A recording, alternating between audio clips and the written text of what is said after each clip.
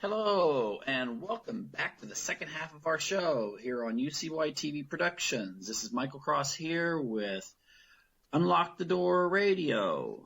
And, of course, our motto that I always emphasize is question authority. Analyze a little bit, don't become cynical, but find out what's going on behind the scenes. Because the stuff you see on the outside is generally just a little tiny tip of the iceberg. So if you really want to know what's behind world events and so forth, you gotta dig deeper than a soundbite on the corporate news media. Now, quick promo here. Please click on the link, check out my website, as well as become a subscriber here. Now, the thing that I want to deal with, and I was inspired on this particular issue by an article that appeared in the June 28th issue of Foreign Policy. Now, this is not one of those kinds of magazines that you generally find next to the celebrity stuff at the grocery store, okay? This is the kind of publication that probably most of the readers are quite influential people, or people that really, really want to get to know what's going on, at least amongst the influential thinkers. And the thing is, the title was, on this one particular article that really caught my attention, was, "It's time for the elites to rise up against the ignorant masses."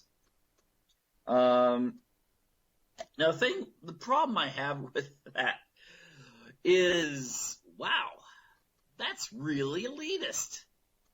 I mean, this is akin to the kid in your high school class, maybe, getting up, the one that always comes to school in a tie, and so forth. And he may be a very smart person, but he lets you know it when there's a class discussion. He raises his hand and says, "Teacher, since I'm the smartest kid in the class, I think you should listen to my side of the issue." Okay? And then when the teacher's saying, "Well, is that the best way to present yourself?" Then the student says, "Well, I'm smarter than you, Mr. or Mrs. So-and-so, and, let me continue." Now, that's the image I get. That's the image I get when you title something like that. I just encourage people to take a look at the article. Look it up for yourself. Foreign Policy, June 28th. It's time for the elites to rise up against the ignorant masses. Now, the thing is, the author is mostly going after what the whole Brexit thing. Britain voting to get a divorce from the EU. And I've noticed that a lot of people have, in social media and so forth, I've got people in my social media, some that are very pro-EU and some that are very anti-EU. But I've noticed a certain condescending attack from the people that are pro-EU against those who have questions against it. Now, I'm not going to take a stand on the EU here. I would actually encourage people, you're not going to hear this from me too much, but I'd encourage you to look up a recent article. Now, I can't remember the name, but it was in the Wall Street Journal. And again, about the same time, the week of, just before July, from Henry Kissinger, where he actually tries to explain the American relationship with the EU and saying that while there was people in Europe that had called for it after World War II, the United States was instrumental in such things as the Marshall Plan in making it happen. Americans usually don't even know anything about the European Union. They don't care about the European Union. But the reason why I'm bringing this up, not saying that everyone that listens to this is an American, is this shows a really deep divide between the elite, and I use that term basically to mean the highly influential people. in society by virtue of their money, their resources, or to a certain degree, you have a class of intellectuals through their intellectual capital who have become favorites of that same basic elite. Now, you can't understand what's going on in society unless you realize, understand the viewpoints from the elite, and therefore, really what I want to be saying in my show is we need to examine how the elite look upon the rest of the public. And so, basically, this is not an attack, but more of an explanation, because there really is something to be said about what Jimmy Carter, former president of the United States, stated about the United States in general, saying that it was an oligarchy. Now, the term oligarchy is different than, for instance, a monopoly. Okay, a monopoly would be like if you've got, I'm going to use a royalty type thing, a historical kind of analogy. Let's pretend you've got a country in which you've got an absolute monarch. He controls the whole country. That would become a monopoly on power. And to a certain degree, if we look at history, the feudalism and so forth, that also usually meant a monopoly on resources. Okay? If he wanted your resources, he could just take it. An oligopoly is similar to like the Italian or German city-states and regions that existed maybe a couple hundred years ago, in which you've got a lot of power concentrated in different factions. Usually the powerful people shared certain attributes. They usually would have the same kinds of education, the same kinds of outlook. They may compete to a certain degree, but overall, the successful city-states were the ones in which they formed alliances and made agreements with each other. They wouldn't really compete against each other. They would say, okay, this is your area, this is my area. We will cooperate. Okay? But it doesn't mean you shared, it just meant you cooperated. So in American society today, for instance, if we look at the media, there are, it's arguably 5 or 6, oligopolies that exist in the United States. And you can look up the power concentrated in the media. If you look up the Frontline special, Merchants of Cool, you'd be on the PBS webpage, and then you look up the businesses that control the much, almost all of what you see, hear, and read when it comes to mass media, not just the network TV, news and stuff like that, but everything. Okay? The TV news, those corporations are portions of something much bigger. Now, the people that are in charge there are very similar to the people who might have been in the city-states. Again, they don't actually try to undercut each other that much. They carve out their piece of the pie, and they have the control there. So they're not always trying to battle it out, although there is a slight competition. If we look at the news media, for instance, or the entertainment division, kind of in America, that's sort of the same thing. The entertainment. Now, you may try to put on a hit TV program, okay, but the understanding is that you're all going to be just recycling all kinds of TV programs to catch people, to get them to watch your network so you can advertise to them. You're not going to undercut in the sense that you're not going to have one of these oligopolies go after the other one in a very concerted effort, even if maybe one's conservative and one's liberal. Okay? They have their piece of the pie. the problem is it's very hard for other voices to be heard. Okay, so it'd be akin to, again, another analogy. You have a road and you can walk that road, but you can't deviate. You can't take any shortcuts around it or anything like that, because the person that owns the road controls pretty much the traffic. Now, the internet's made that a little bit more open, where you can question and so forth. You can put out your own news media stuff, but it's still very, very hard to compete against multi-billion dollar industries to reach a lot of people. And then, of course, there's the credibility thing.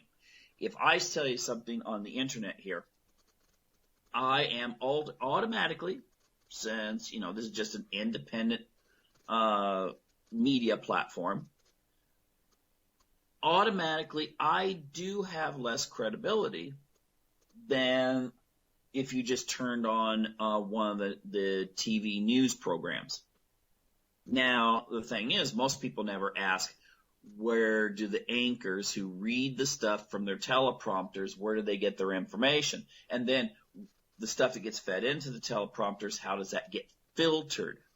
And so forth. Most people don't ask those very basic questions. They're not trained to in American society. They are, if you even go to a church, you will hear people, up on the pulpit, and they'll be talking about, the morality of America. Look at what comes across the TV and blah, blah, blah.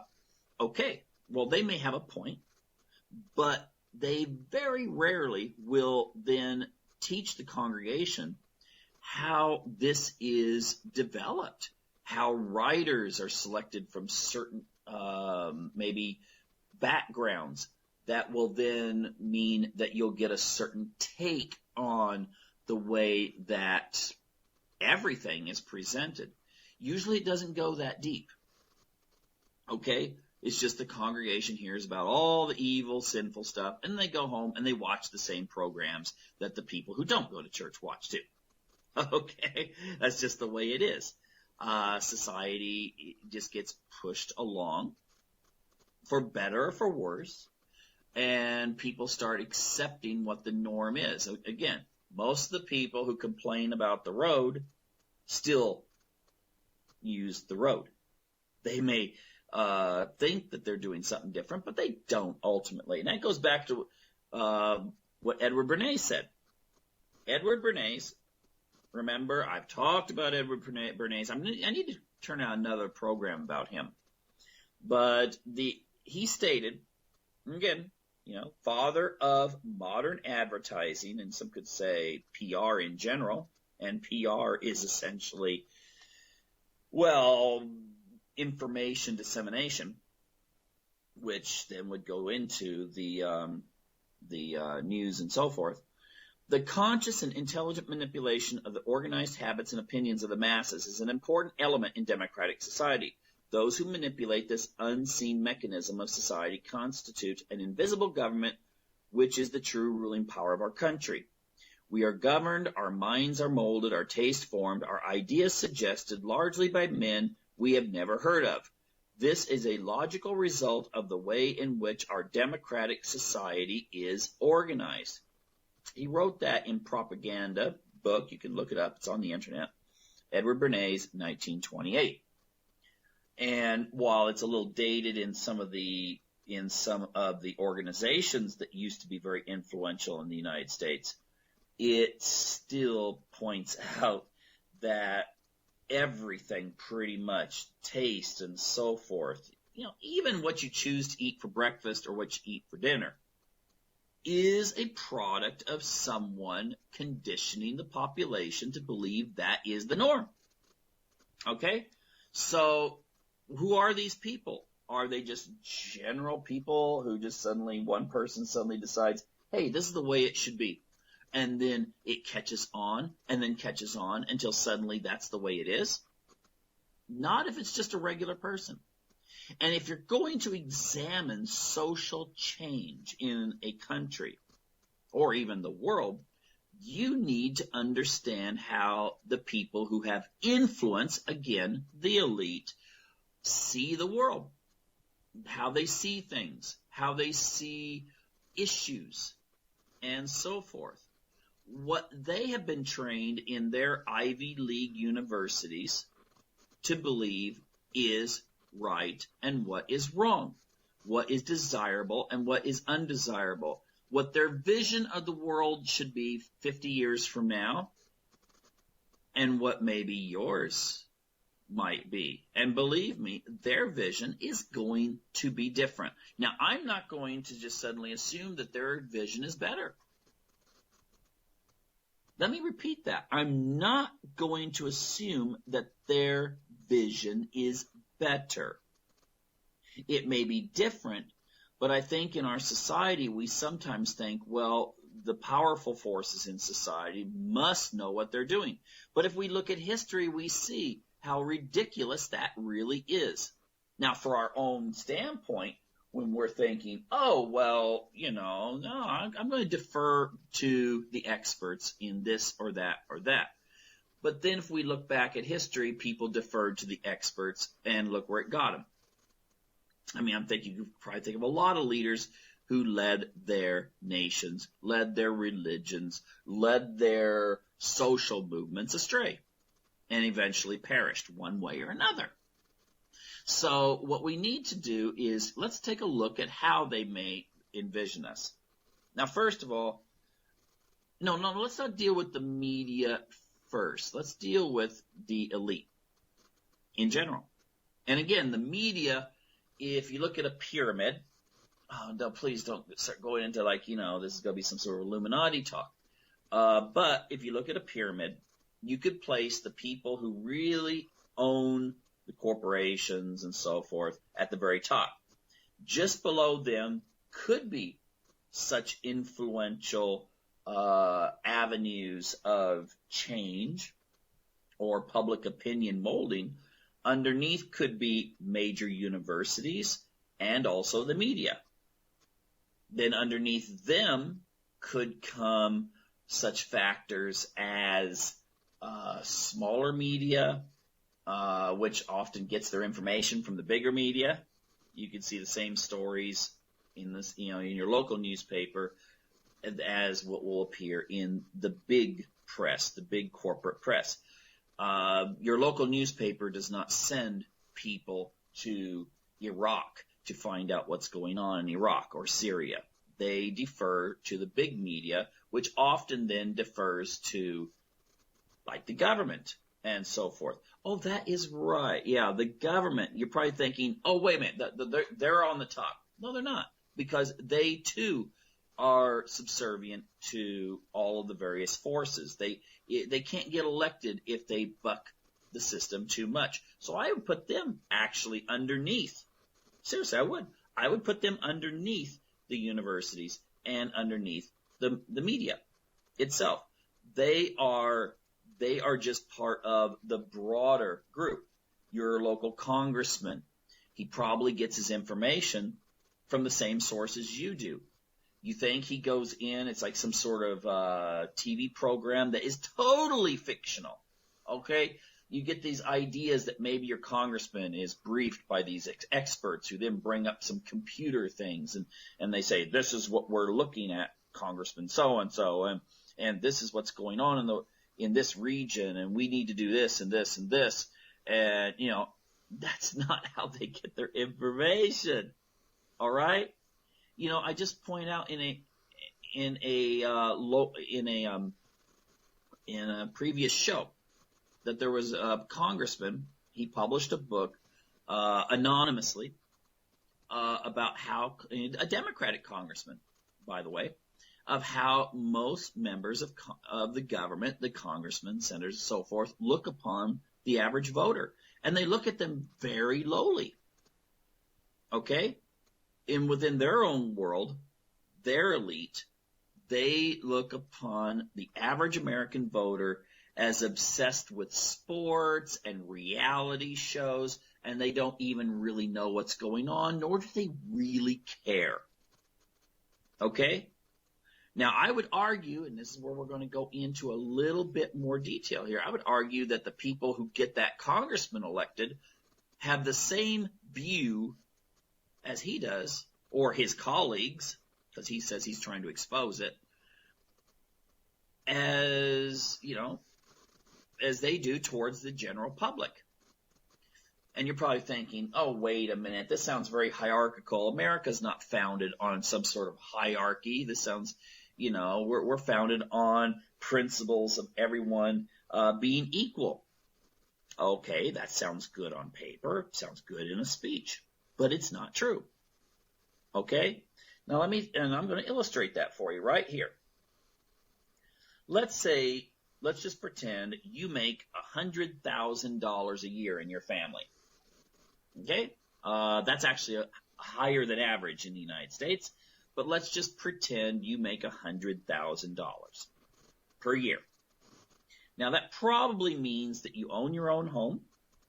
That probably means that you have a car or two, maybe even a new car that you're making payments on. It probably means, though, that you're not looking to put your children into a big Ivy League school unless they are like super bright and get straight A's and catch the attention of some very important people and get some letters of recommendation. They're probably not going to get a scholarship to go to a big Ivy League school. So what you probably follow, if you're into sports, I'm not. I couldn't care less what the sports scores are from my university that I graduated from. Doesn't affect me whatsoever. But there are many people that do. And you probably, if you're average, $100,000 a year, if you follow sports, you follow your college team. Okay? The thing is, and be honest about this, because there's sometimes you may shop at stores that are a little bit cheaper and so forth than your socioeconomic level. Because most of the time you're not going to be hanging out with the poor. But you may go into a store that has a lower socioeconomic level. You may go to a church, although I rather doubt it, that has a variety of people, both poor and middle class. Most of the time, people go to their local church, which means that the economics actually divides people there too. Now, you go into your local store that you've stopped at to buy some stuff, and you see people there who maybe make, I don't know, $10,000 a year. And you could tell by the old used car they drive, the way they dress and so forth, and the fact they pull out a food stamp card when they pay at the check stamp. How do you look upon them? Now, seriously, how do you look upon them? How do you judge them? Now, think about this. How about if you go into, like you're buying something special, maybe for an anniversary or something. So you go into the more exclusive part of town, where maybe the average person in that community makes $1 million a year.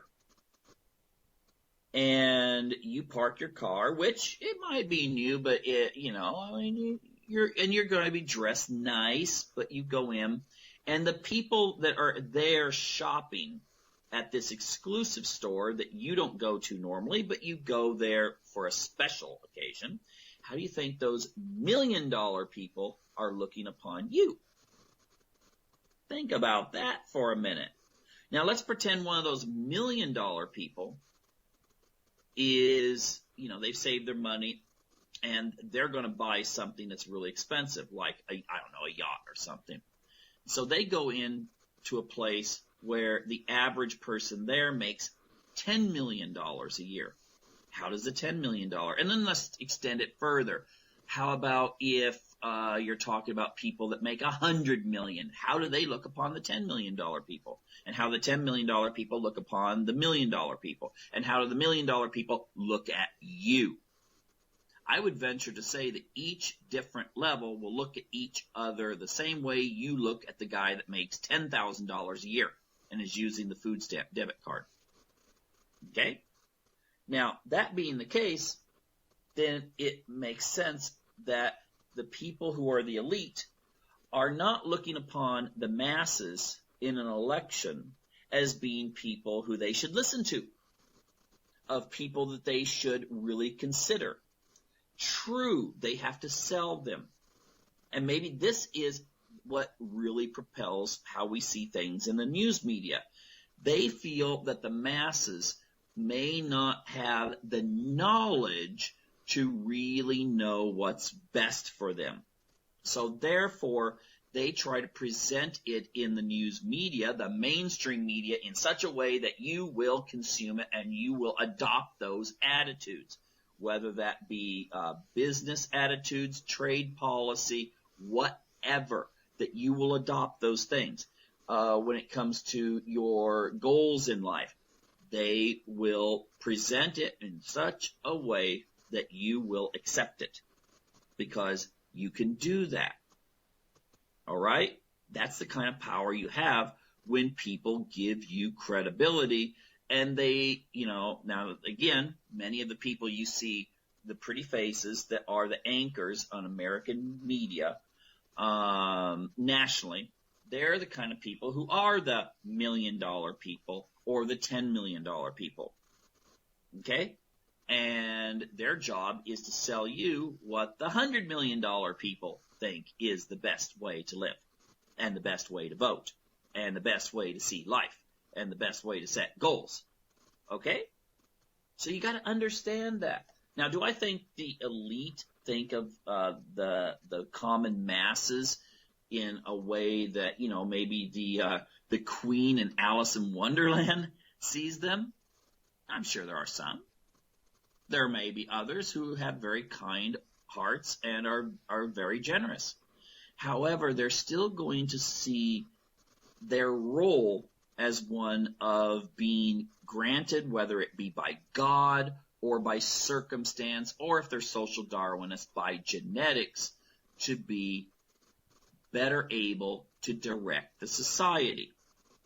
Now, sometimes that's going to create a division. Okay? It's going to create a major division. It's going to be a situation in which, if you look at a trade policy, like let's say you're going to close down a steel plant in Ohio. Do they even have steel plants anymore? I don't know, but you're going to close down a steel plant. Now, they're going to say that this is good for the long run. This is better for the country. This is going to help make America more competitive. But the thing is, they're looking at it from their perspective.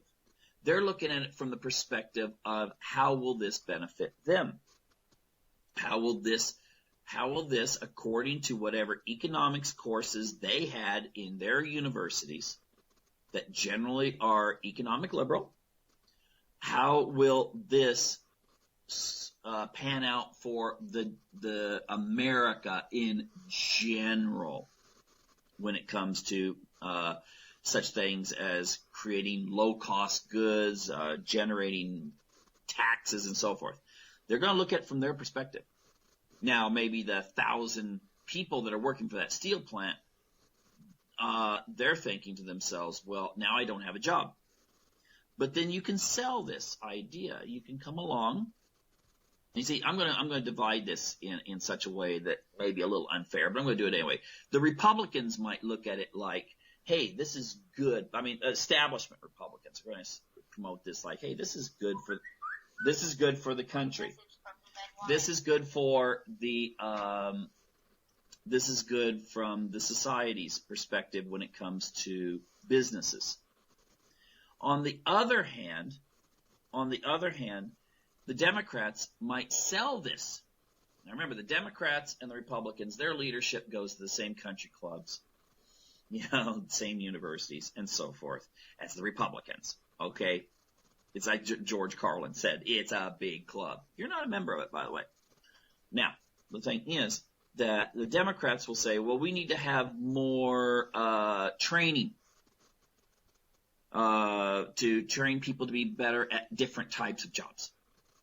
Now, what they don't tell you is those jobs will actually pay maybe on the average half or a quarter of what your steel plant job paid. That to have the same standard of living as your father who worked in that same steel plant, you would have to have your wife and yourself working full time and maybe something on the side to make that same money. But they have their perspectives that they're looking at.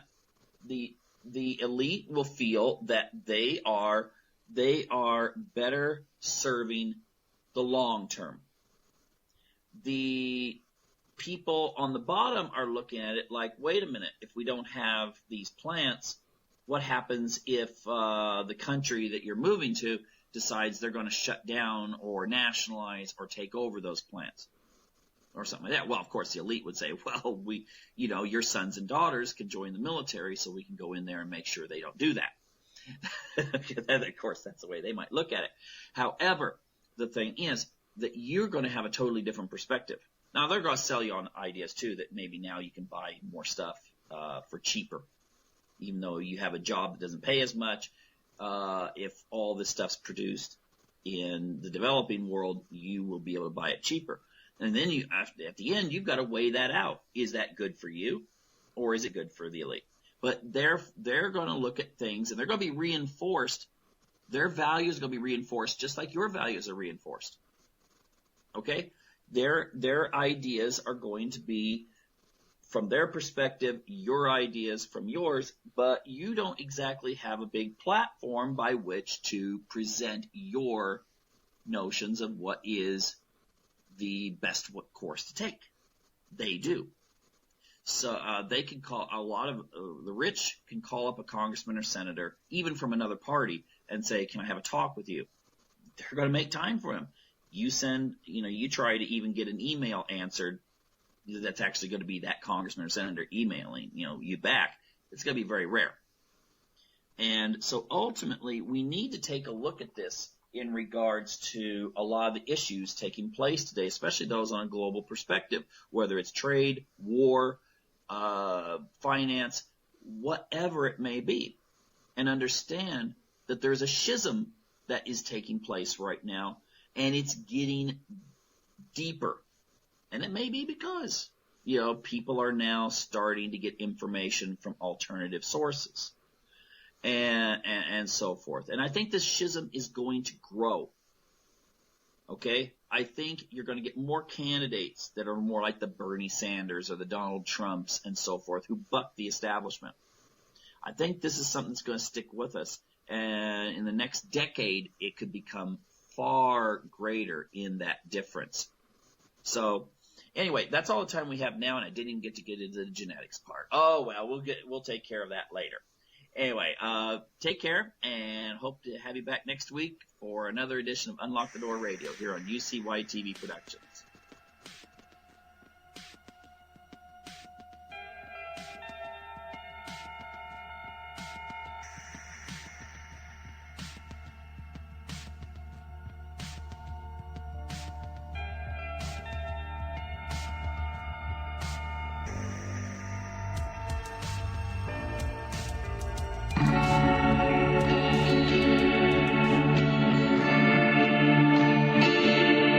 This is JJ Up Against the Wall, and you're listening to UCY.TV.